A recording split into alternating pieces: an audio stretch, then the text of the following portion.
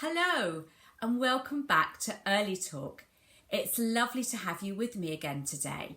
My name is Viv and I work for the Hertfordshire Family Centre Service. And we're here today to look at pretend play. Last week we looked at the various ways that children develop in their communication, and I gave you some ideas of helping them at each stage. And we looked at those building blocks of attention and listening, of play and interaction, of understanding, of expressive language, and of speech sounds. And those building blocks are going to be part of what we talk about today. Now, I've set up a home corner in a corner of a home. And you can do this in your own homes too. Please don't worry, you don't have to have all the things that I've got. I've just put it in a corner just to show you some of the ideas. Please just use what you have in your homes already. You don't need to worry about getting any more. You can use things that you have and have access to. And I'm just showing you all of them so that you've got ideas of the kind of things you can use. I placed it in a corner. And the first thing that we can do is we can do pretend play with a dolly. Now, if you haven't got a dolly, you could use a teddy, or if you haven't got a teddy, you can use any other animal that you've got. If you haven't got anything like that, then perhaps you could just have a pretend sock on your hand that you could pretend is a person or an animal or something in your pretend play, because this is all pretend play and children will still learn and still gain so much from doing it like that. So I have my dolly and I have in my home corner some cups and some spoons, and you could just lay it out. Now my suggestion is that you just lay it out, different things out at the end of when I've talked to you about all the things that you could lay out. You just put them out and you watch what your child is interested in. So don't force them. Don't say, let's play with the dolly. Lay some things out like I have and let your child go over to them and then choose what they want to pick up. So let's say that your child comes over to this area that you've got various things in, this home corner area, and wants to pick up the dolly. And then picks up a spoon and starts feeding the dolly. Now, please don't force your child to do this. Let your child take the initiative. It's really important that we follow their lead, we don't force their play, and we don't bombard them with questions. So you watch and look and see what your child is interested in playing with.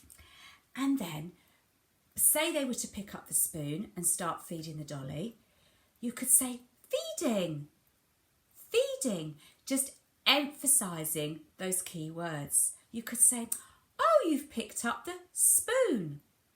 Don't ask them to repeat back the word. Your role here is to watch what they're doing, to copy what they're doing and be part of what they're doing and to comment on it, but not to force any language, not to force them to try and say the words, just comment on what they're choosing to do, but use the key words. So you could say, oh, Dolly's feeding. Let's give Dolly some food with the spoon. And that's one way of doing it. And we could say, Dolly's eating. So you're saying the key words, you're not complicating your language, but you're still getting that understanding, that attention, that listening all into your child, which is absolutely brilliant.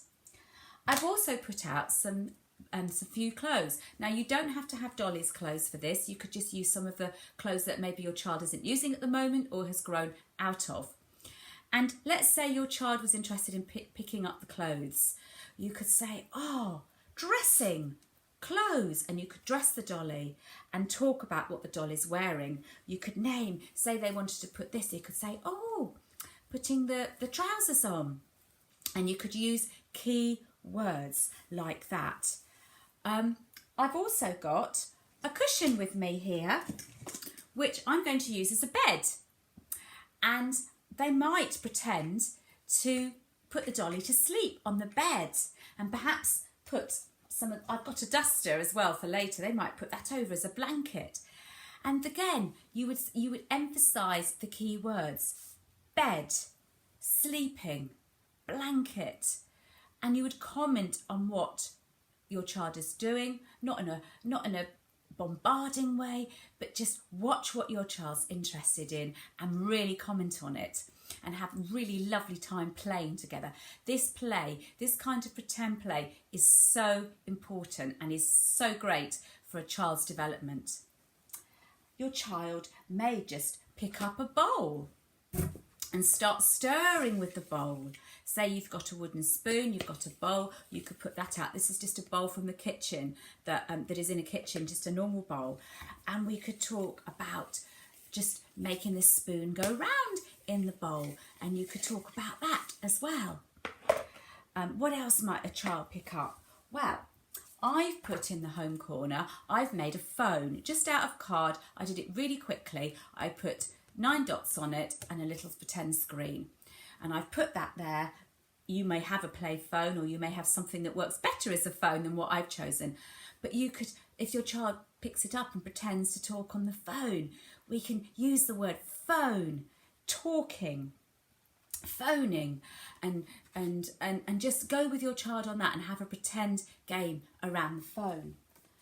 I've also put some items of food in the home corner. I've put some real items like an apple and a banana, but I've also I've got some pretend food here, which you may have, but you may not have, and it's fine if you don't. You can just use real food, or you could scrunch up pieces of paper and colour them and say that's an apple, and your child will play. It really doesn't matter.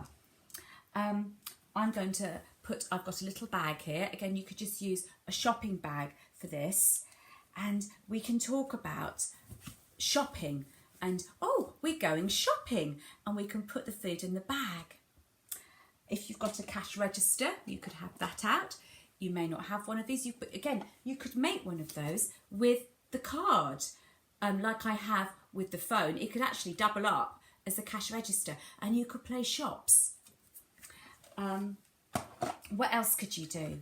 You could have something that perhaps is a pretend hoover, and you could talk about the child doing hoovering. If you haven't got a pretend hoover, that's fine.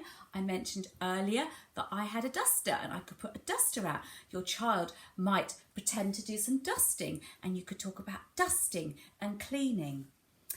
I've also got a cardboard box with me here, which you could use as an oven, or you could use as a dolly's bed.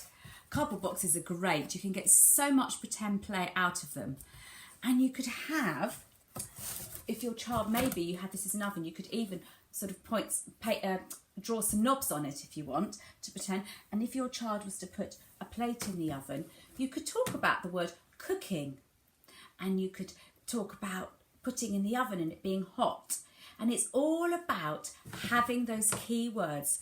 The most important thing in this fun, and it is fun, you can have such fun with a home corner, is to just emphasise the key words and to be led by your child. Do not force them to play with anything. Watch what they're interested in, and not to bombard them with questions and trying to force them to speak. You can just comment on what they're doing, and those words will start to go into their brain and they will get the understanding. I've got a rolling pin in my pretend corner, which again you might want to use. I've got some cups which we could offer to Dolly, maybe if your child wants to, and we could talk about drinking and use that as a key word. You could have some dressing up clothes, or some old clothes of yours, or anybody's old clothes, and you could have that, and you could talk about dressing up, and they could pretend to be someone. There's so many different ways of having this pretend play in a corner, and I've just got a few of the ideas, and you may have lots of other ideas of things that you've got in your house already that you can use for this, and that we can really talk about with them, and just little comments Very simple, but your play needs to be led by them. And remember, we looked at in the first session about being on the child's level. So when we're playing with this pretend area, we can get down to the child's level, make sure they can see our face, watch what they're doing and be really excited about what they're playing with, and then just simply using keywords, comment on it. And that can be such a fun play activity. So I'd really encourage you during this week to have a little home corner. It can be very simple with just a few things in, or it can have more in, like I've set up. And other words you can use around that home corner are happy, feeding, sharing. Sharing is a great word to use. We're sharing this.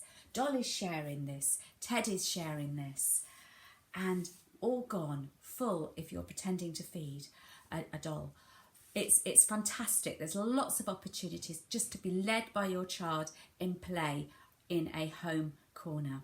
So I'll really encourage you to have a go at that.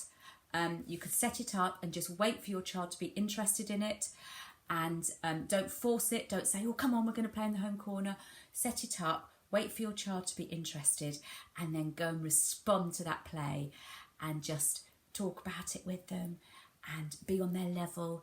And it's just a fantastic activity to do together.